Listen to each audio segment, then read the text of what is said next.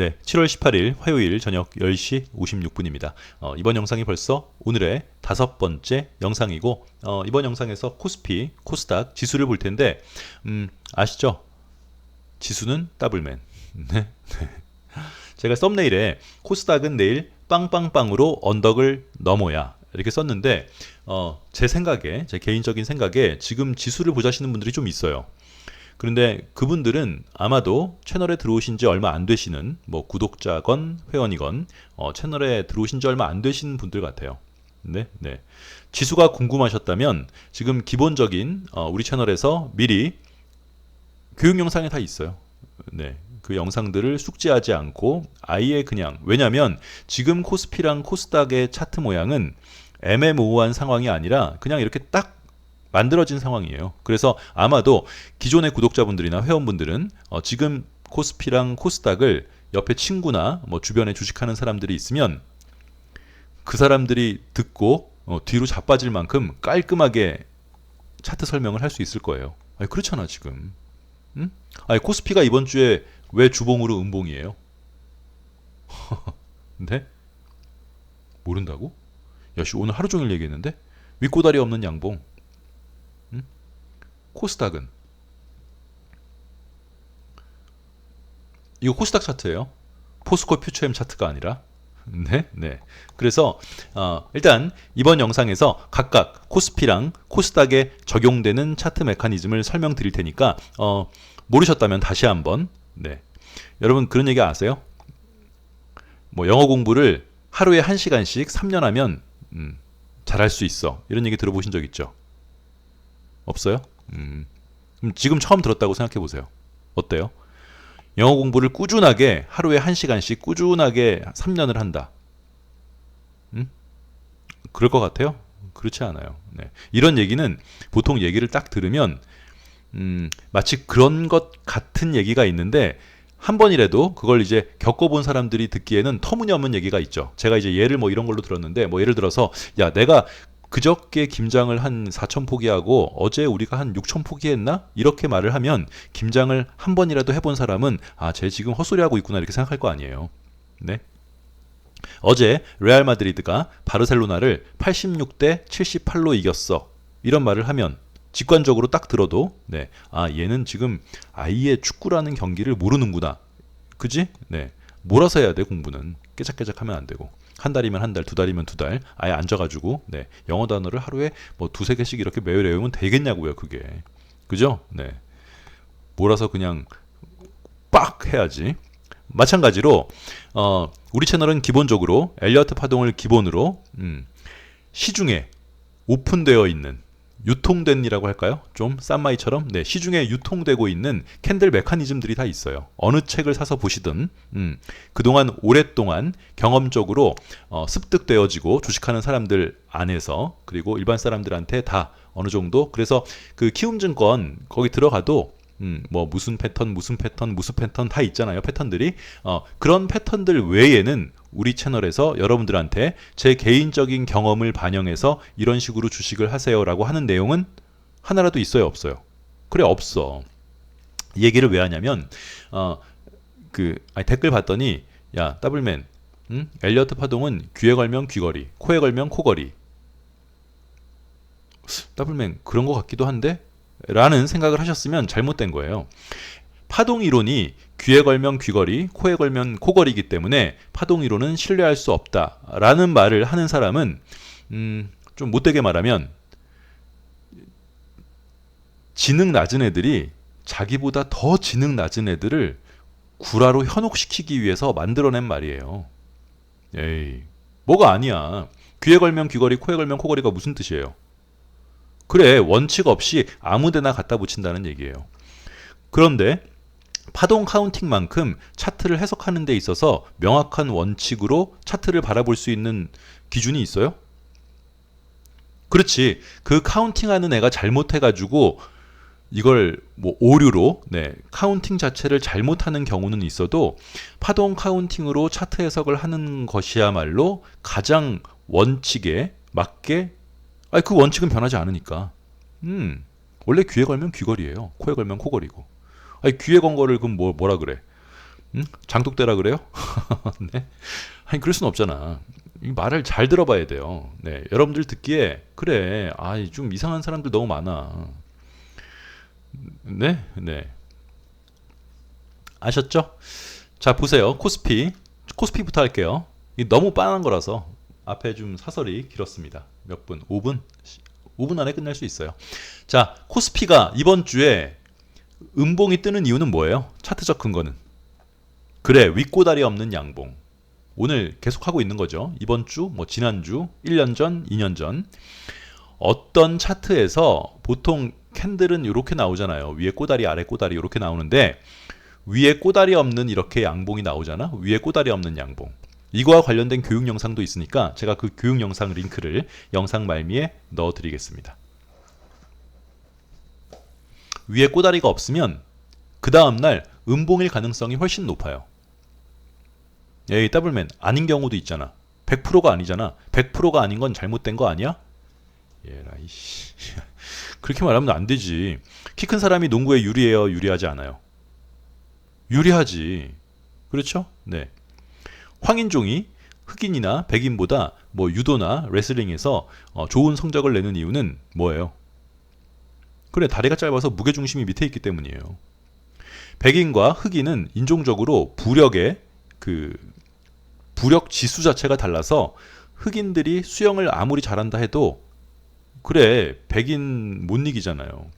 올림픽 수영 금메달, 뭐 세계선수권 수영 금메달, 은메달, 뭐 거의 다 백인이잖아. 이게 왜 인종차별이야?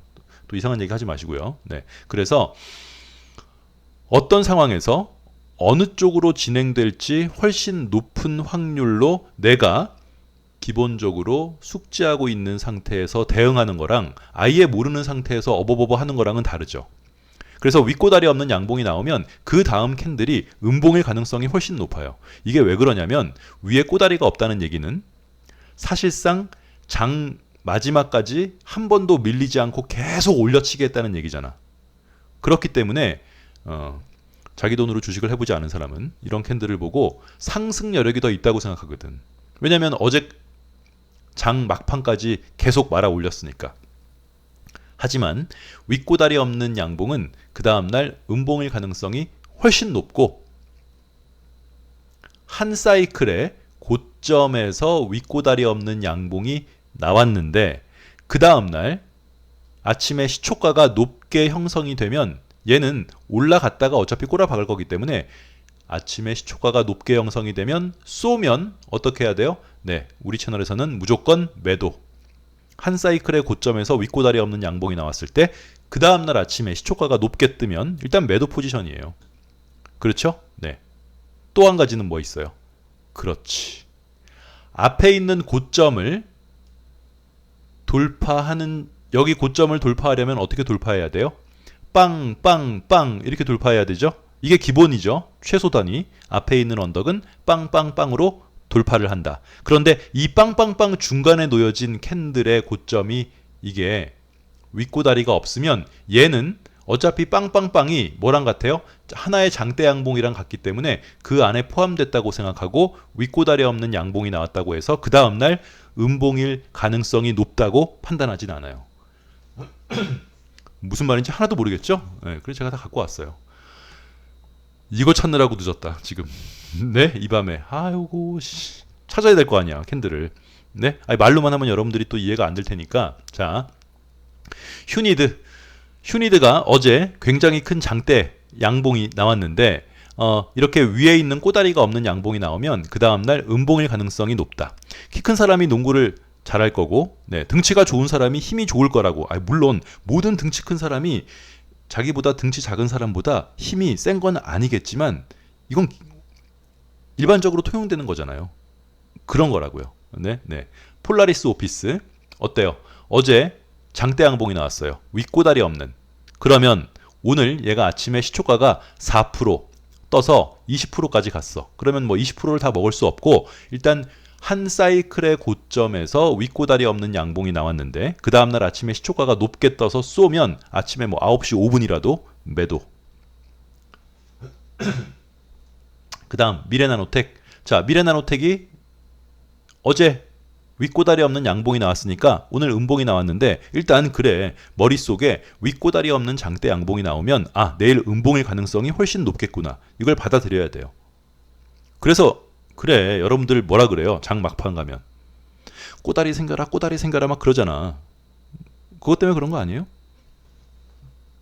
아니 원리는 모르고 그냥 사람들이 꼬다리 생겨라 그러니까 그냥 그러는 거예요? 그래? 퓨런티어도 네, 얘도 윗꼬다리 없는 양봉이 나왔어요. 이렇게 되면 오늘 아침에 시초가가 얘는 6%나 떴어. 그럼 나와야지. 그지? 네. 그 다음 네오셈도 그저께 윗꼬다리 없는 양봉이 나왔는데 어제 아침에 시초가가 6%로 떠서 시작하면 나오는 거예요. 일단 오케이? SY 자 SY 한번 보실래요? 내가 찾다 결국에 이걸로 하나 찾아갖고 왔어요. 얘는 앞에 있는 고점을 어떻게 넘어야 돼요? 빵으로 넘어야 되죠. 그런데 이렇게 빵으로 넘으면 중간에 얘가 윗꼬다리가 없는 양봉이 나와도 그 다음날 네, 마이너스에서 시작해서 말아 올리면 되기 때문에 왜냐면 이거 세 개가 결국에는 뭐랑 똑같은 거예요? 장대 양봉 하나랑 같은 거죠. 빵이 돌파할 때는 그래서 이렇게 빵 진행되는 중에 나오는 윗꼬다리 없는 양봉은 네, 그 다음날 뭐 음봉일 가능성이 높다고는 보지 않는다. 그러므로 이리하여 네, 그 결과 코스피는 지난주에 네, 윗꼬다리 없는 양봉이 나왔기 때문에 이번 주에 음봉일 가능성이 조금 더 높은 거죠. 올라가면 더 좋고 더블맨 올라간다는 근거는 뭐야? 올라간다는 근거? 코스피는 여기 올 3월 4월이 어땠어요? 앞에 있는 언덕 두 개를 어떻게 넘었어요? 음봉 없이 양봉으로만 넘었어요. 그래서 우리가 4월 달부터 코스피가 무너질 때 전문가들이 다시 한번 꼬라박는다 할 때도 우리는 네 까는 소리 하지 말라 뭐 그랬죠. 네 일단 여기까지는 가는 거예요.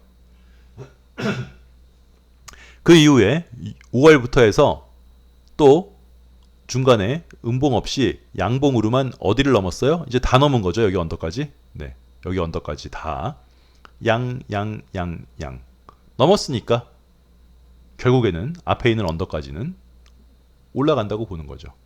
지금 주봉상 음봉이라도. 더블맨 이렇게 한 달 동안 내려온 뭐 특별한 이유가 있을까? 있지. 왜 그래요? 뚜껑. 네. 음봉의 고점이 양봉의 고점보다 낮아야 돼요. 1번이나 3번처럼.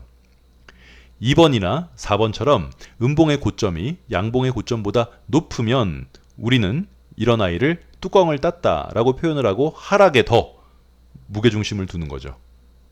그치? 아이고. 그래서 여기 2023년 6월 12일 주봉의 고점이 직전 이 양봉의 고점보다 높아요. 그래서 우리 그때 그랬잖아요. 에이씨 주봉 뚜껑 땄네. 하락 일단 하락 한 달 동안 쫄 필요 없어. 왜? 앞에 있는 언덕을 양봉으로만 양양 넘었기 때문에 얘는 결국에는 일단 요 조정만 끝나면 2644포인트 2600포인트를 금세 회복할 수 있다. 그래서 지난주에 긴 양봉이 나와서 좋아했지만 끝나고 보니 어라 윗꼬다리가 없네. 가긴 갈 텐데 이번 주는 좀 재미없을 수도 있겠네. 그래 이거야. 더 이상 어떻게 깔끔하게 얘기해요. 그래서 코스피 차트에서 우리가 알아두어야 될 차트 메커니즘은 첫째 앞에 있는 언덕을 음봉 없이 양봉으로만 돌파하면 그 위에서 마무리가 된다. 두 번째는 윗꼬다리 없는 장대 양봉이 나오면 그 다음날 음봉일 가능성이 더 높고 한 사이클의 가장 고점에서 이 음봉은 지금 한 사이클에서 가장 고점은 아니죠. 이 사이클의 고점은 여기니까. 그지? 그런데 뭐였어요? 아까 우리가 예로 봤던 뭐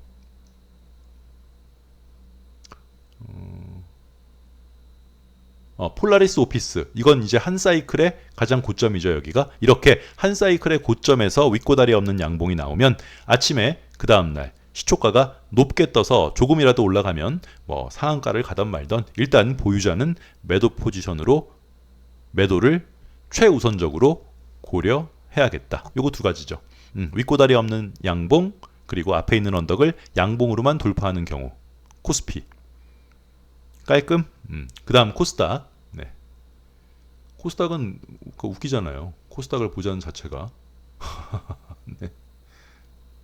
이거라고요. 띠롤이 코스닥이 아니면 뭐랑 똑같아요? 포스코 퓨처엠. 그죠? 코스닥 차트를 여러분들이 설명을 하려면 친구한테 네. 야, 차트는 말이야. 급하게 떨어지는 차트가 있어. 근데 얘가 살살살살살살살 올라가면 여기를 한 방에 돌파하기가 일반적으로 쉽지 않아서 보통은 이렇게 쉬었다가 가는 게 정상적인 모양이지만 이렇게 빵 떨어진 애가 살살살살살 올라가다가 한 방에 여기를 넘으려면 이 정고점 부근에서는 빵빵빵 이게 나와야 돼. 그래야지 얘는 네가 돌파를 했구나 이렇게 생각할 수 있는 거란다. 지금 코스닥 차트를 보면 여러분들이 친구들한테 이렇게 설명해 주라고요. 빵 떨어지면 살살살살살살살살 올라가다가 얘가 일반 개별 종목이면 여기 넘을 때 사야 되겠죠? 사볼 수 있겠죠? 살 걸 고려해 봐야 되겠죠? 네. 그런데 일단 다 갔어요. 그래서 어떤 모양이 나왔어요, 지금? 어제 양봉, 오늘 양봉, 내일 양봉으로 어딜 넘어야 돼요? 그래, 여길 넘어야 돼. 빵빵빵으로. 이게 안 되면 그래, 다시 조정받는 거예요. 똑같은 차트는 오늘 포스코 퓨처엠이 있었다. 똑같죠? 네, 코스닥 차트랑 똑같아요. 그러니까 오늘 지수를 왜 보자는 거지? 한 명이 보자 그랬으면 제가 안 보려고 그랬는데 네. 여기 정고점을 어떻게 여기를 넘을 때 매수할 수 있었고 빵! 빵! 빵! 하지만 친구야 모든 차트는 뭐예요? 그래 내려오는 각도보다 올라가는 각도가 급한 차트가 좋은 차트야. 이렇게 내려왔다가 살살 올라간다는 거는 기본적으로 장이 그렇게 좋지 않다는 거고 이런 차트는 좋은 차트는 아니야. 단 정고점을 넘기 위해서는 항상 빵빵빵 이렇게 돌파를 해야 된다. 이게 안 되면 무너진다. 알았지? 이렇게 해주면 뭐 옆에 친구가 야 그러겠죠. 그래서 코스닥에서 알아야 될 두 가지 메커니즘은 첫 번째 각도, 두 번째는 그래 앞에 있는 언덕을 최소 빵빵빵으로는 넘어줘야 걔가 네가 이제 오욕과 네, 그 공포의 시간을 이겨내고 일단 이번 스테이지 위에서 끝나겠구나 라고 볼 수 있는 거죠. 그렇죠? 네, 깔끔하게 정리를 해드렸습니다.